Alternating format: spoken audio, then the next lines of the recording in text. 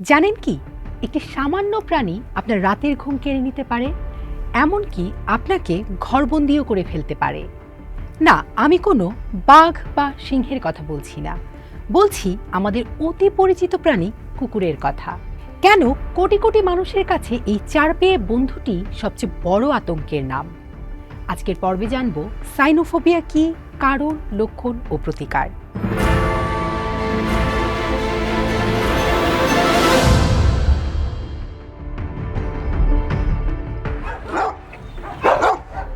কুকুর দেখলেই বুক ধড়ফড় করে, দম বন্ধ হয়ে আসে, বদলে ফেলেন রাস্তা। বিজ্ঞানের ভাষায় কুকুরের প্রতি এই চরম আতঙ্ককে বলা হয় সাইনোফোবিয়া। এই ফোবিয়ার নামটি এসেছে গ্রিক শব্দ সাইনো থেকে, যার অর্থ কুকুর। এটি সাধারণ কোনো ভয় নয়, এটি একটি উদ্বেগজনিত মানসিক সমস্যা, যেখানে কুকুর দেখলে, কুকুরের কথা ভাবলে, এমনকি কুকুরের ডাক শুনলেও মানুষের ভেতরে তৈরি হয় প্রবল আতঙ্ক। এই আতঙ্ক কখনো কখনো প্যানিক অ্যাটাকের রূপ নেয়, ফলে স্বাভাবিক জীবন হয়ে ওঠে কঠিন। পরিসংখ্যান বলছে, যারা প্রাণীদের নিয়ে স্পেসিফিক ফোবিয়ায় ভোগেন তাদের প্রতি ৩ জনের ১ জনের ভয় কুকুরকে ঘিরে। এই সমস্যা যে কারো হতে পারে, তবে নারীদের মধ্যে এর হার তুলনামূলক বেশি দেখা যায়। এই সমস্যা সাধারণত শিশুদের মধ্যে দেখা যায়, তবে যে কোনো বয়সেই সাইনোফোবিয়া হতে পারে। অটিজম বা সংবেদনশীল বা বুদ্ধিবৃত্তিক পার্থক্য রয়েছে এমন ব্যক্তিদের মধ্যে এটি বেশি দেখা যায়।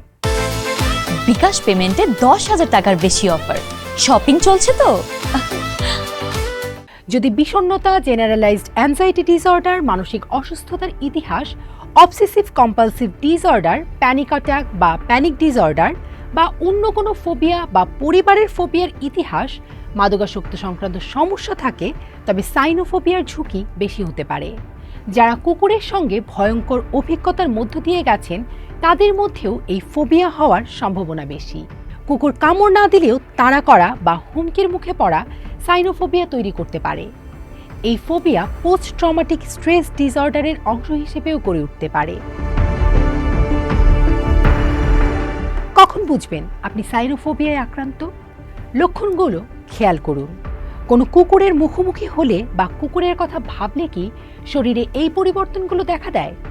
তীব্র শ্বাসকষ্ট, বুক ধড়ফড় করা, বুক ব্যথা, অতিরিক্ত ঘাম, মাথা ঘোরা, মাথা ব্যথা, মুখ শুকিয়ে যাওয়া, বমি, বমি ভাব ও ডায়রিয়া, প্যানিক অ্যাটাক, অজানা আশঙ্কা, ভয়ে কোনো কাজ করতে না পারা বা কুঁকড়ে যাওয়া।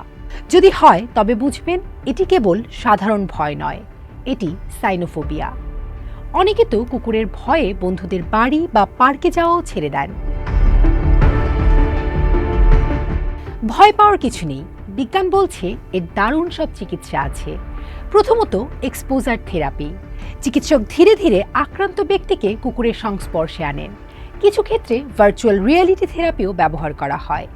এই থেরাপিতে থাকতে পারে চোখ বন্ধ করে কুকুরের সঙ্গে সাক্ষাতের কল্পনা, কুকুরের ছবি বা ভিডিও দেখা, খেলনা কুকুর হাতে নেয়া, দূর থেকে কুকুরকে খেলতে দেখা এবং ধীরে ধীরে কাছে যাওয়া, লিশে বাঁধা কুকুরকে আদর করা, লিশ ছাড়া কুকুরের সঙ্গে সময় কাটানো। এরপর রয়েছে কগনিটিভ বিহেভিয়ার থেরাপি। এখানে ভয়কে নতুন চোখে দেখতে শেখানো হয়। হিপনোথেরাপি ও সাইকোথেরাপি ভয়ের উৎস বুঝতে সাহায্য করে।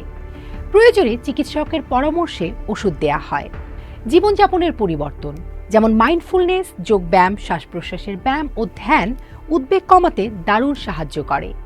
কুকুর ভীতিতে আক্রান্ত অধিকাংশ মানুষ থেরাপির মাধ্যমে ভালো হন, তবে ফলাফল নির্ভর করে ফোবিয়ার তীব্রতা ও ব্যক্তির সামগ্রিক মানসিক স্বাস্থ্যের উপর। কারো ক্ষেত্রে দীর্ঘমেয়াদী থেরাপি বা একাধিক থেরাপির সমন্বয়, যেমন সিটিপি ও এক্সপোজার থেরাপির প্রয়োজন হতে পারে। চিকিৎসা না নিলে কি হতে পারে? চিকিৎসা না নিলে সাইনোফোবিয়া মানুষকে কুকুর থাকতে পারে এমন পরিস্থিতি এড়িয়ে চলতে বাধ্য করে। পরিবার ও বন্ধুদের থেকে দূরে থাকা, বাইরে হাঁটতে না যাওয়া, এমনকি অ্যাগোরাফোবিয়া বা জনসমাগম বা উন্মুক্ত স্থানে যাওয়ার ভয় তৈরি হয়ে পুরোপুরি ঘরবন্দি হয়ে পড়ার ঝুঁকিও থাকে। এতে সম্পর্কের ক্ষতি এবং চাকরি ধরে রাখা কঠিন হতে পারে। একাকিত্ব, উদ্বেগ ও বিষণ্ণতা বাড়তে পারে। আপনার বা আপনার কাছের কারো যদি কুকুরের প্রতি অস্বাভাবিক ভয় থাকে, তবে দেরি না করে মানসিক স্বাস্থ্য বিশেষজ্ঞের পরামর্শ নিন।